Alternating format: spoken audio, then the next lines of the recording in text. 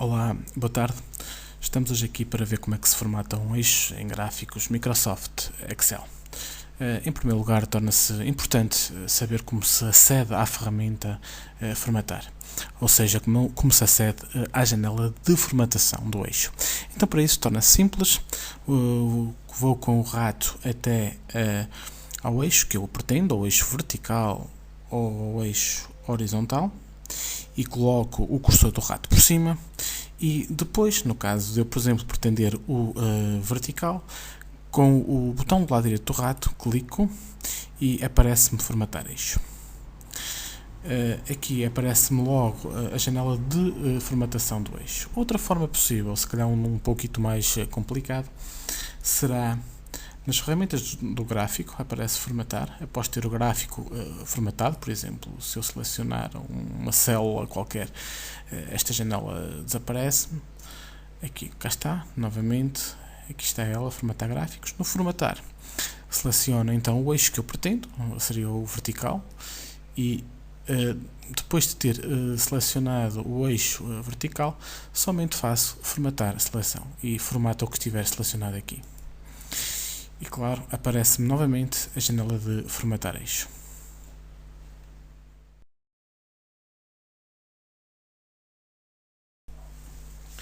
Ok, depois de ter esta janela de formatar eixo aberta, vejo que aparecem-me aqui diversas opções de eixo, número, preenchimento, cor de linha, estilo de linha e outras.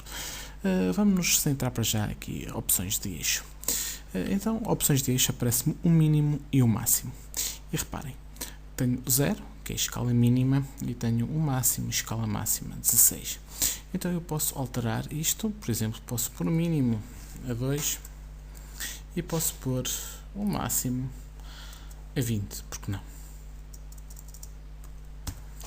E claro, aparece-me logo 20 como máximo e 2 como mínimo.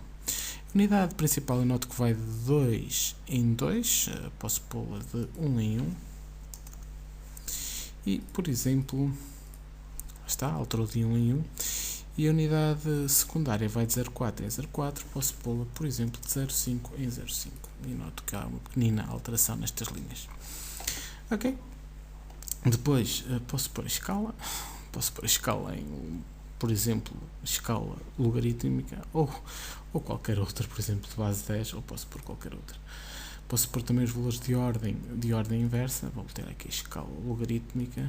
Ok, vamos voltar basicamente ao que temos e reparem que nesta fase tenho o tipo de marca da escala principal do lado de fora, exterior, e posso pô-lo, por exemplo, interior ou até nenhum. Posso fazer o mesmo com a marca da escala secundária. Os rótulos de dados neste caso estão junto aos eixos, mas por exemplo posso colocá-los do outro lado, por exemplo. Ok, vamos pô-los novamente junto ao eixo, ou até os posso retirar, caso queira. Vamos pô-los novamente junto ao eixo. Depois, a base cruza, eu posso pôr aqui o valor onde quero que o eixo cruze. Por exemplo, sei lá, vou pô-lo aqui a cruzar em 10. Por exemplo. E se eu vir o eixo cruza aqui no 10.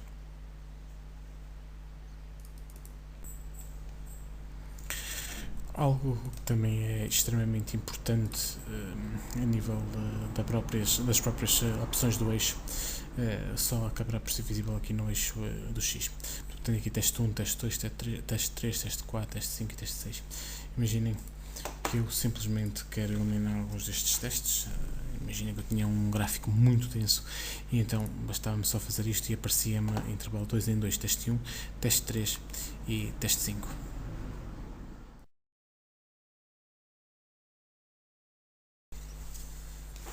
Ok, vamos agora ver como é que se formata o número.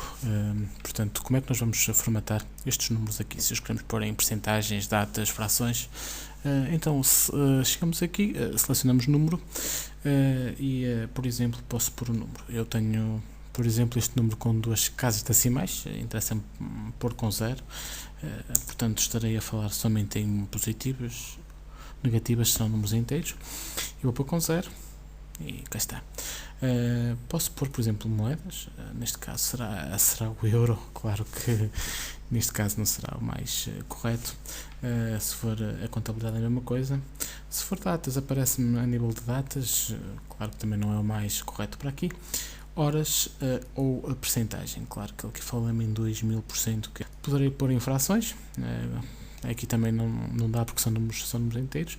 Científico, bom, e lá está o número colocado em notação científica, 2 vezes levantado a 1, que é 20. Posso pôr texto, ou posso pôr especial ou mesmo personalizar.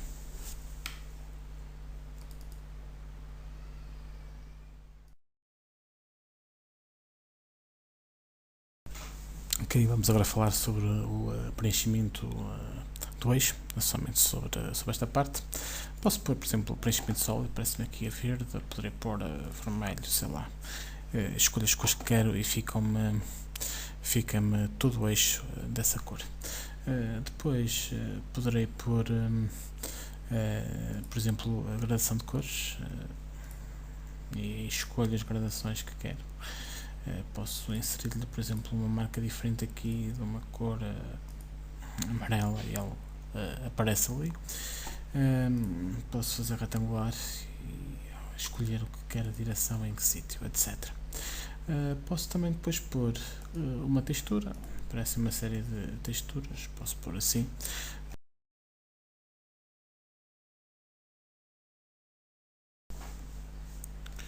Ok, vamos agora falar sobre a cor e o estilo da linha. Vamos começar agora pelo estilo da linha. E reparem que quando eu falo nisso refiro-me somente à linha de eixo, mais nada. Vamos começar a pôr a linha ligeiramente mais grossa, e aí está lá a ficar mais grossa. Depois posso pôr uma dupla linha, por exemplo. O remate poderá ser redondo, poderá ser quadrado, e altera a parte superior e inferior da linha.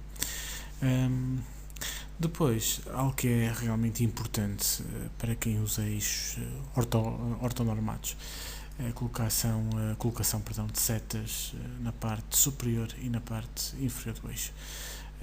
Portanto, a nós na parte de início nem nos interessa tanto, interessa-nos sim colocar mais, por exemplo, na parte do fim, e fico com o eixo ortonormado. Poderei fazer o mesmo no eixo do X, aliás, já o fiz. E claro que este tipo de eixo não se usa em gráficos de barras, ou não se usam tanto em gráficos de barras, usa-se mais em gráficos de expressão, mas é sem dúvida nenhuma uma ferramenta importantíssima. Depois podemos nos centrar aqui nesta parte da cor de linha. Posso pôr sem linha, e a linha desaparece. Essa linha contínua e posso pôr uma linha de gradação. Já agora na linha contínua posso escolher as cores que quiser. Posso pôr, por exemplo, vermelha, porque não? E posso colocar uma linha de gradação, sei lá, pode ser, por exemplo, isto. Eu noto que a linha vai mudando de cor mediante aquilo que eu escolho.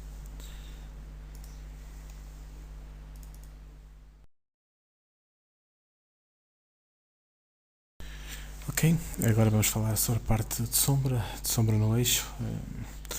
É uma função que poderá ser interessante para fazer alguns efeitos. Por exemplo, aqui posso ter sombra da parte de fora, exterior, e sombra da parte de dentro, interior. Exterior, a sombra aparece-me, conforme podem ver, da parte de fora. Posso pôr ligeiramente maior. E está, aparece. Já vamos escolher aqui outra cor para a sombra. Posso pô-la mais desfocada, posso pô-la com uma distância maior, porque não? Posso fazer aquilo que eu pretender. Posso pôr o ângulo, posso pôr para um lado, posso pô-la para o outro, posso ter diversas hipóteses. Na sombra interior, aparece-me somente na parte de dentro destas quadrículas, e pronto, também tenho a hipótese de pôr em perspectiva.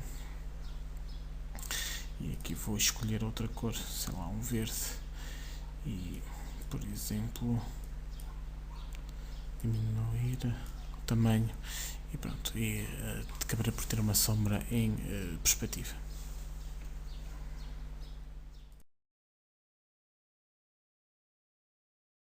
Bem, agora vamos falar sobre outra formatação importante, alinhamento. E o alinhamento permite-me orientar, por exemplo, o texto na vertical, na horizontal. Reparem que conforme os números mudam, e alinhamentos permite-nos fazê-lo de forma diferente, à direita, ao centro. Finalmente, para terminar, mais algumas funções importantes a nível de eixo.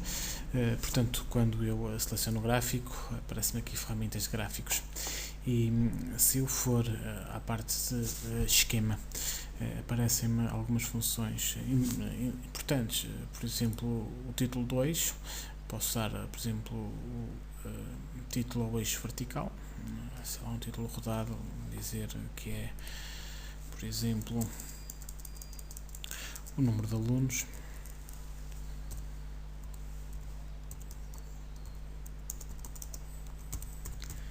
Ou posso também inserir aqui um texto, um título no eixo horizontal, sei lá, poderá ser teste, por exemplo, aqui. Portanto, horizontal, por aqui, teste.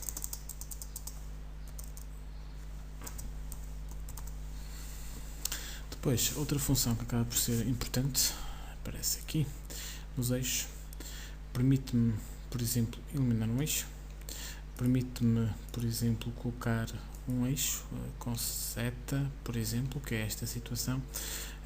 Permite-me, por exemplo, no eixo vertical, por exemplo, colocar, sei lá, o número, por exemplo, em milhares. Não tem grande lógica, mas posso. Aparece-me aqui em milhares, pô-lo novamente em unidades. Depois, algo que se torna importantíssimo acabam por ser as linhas de grelha. Eu posso querer pôr linhas de grelha horizontais ou verticais.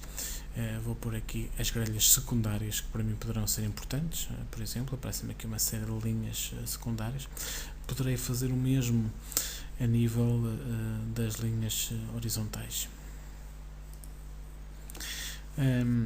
Por exemplo, se eu posso fazer algo também interessante. Por exemplo, imaginem que eu quero pôr as linhas tracejado, por exemplo, nas linhas principais, tracejado, ou pô-las, por exemplo, mais grossas. Estão mais grossas as linhas principais e posso pô-las, porque não, a tracejado. E aparecem ali as linhas principais marcadas de uma forma diferente. Espero que tenha sido útil. E bom trabalho com os gráficos em Microsoft Excel.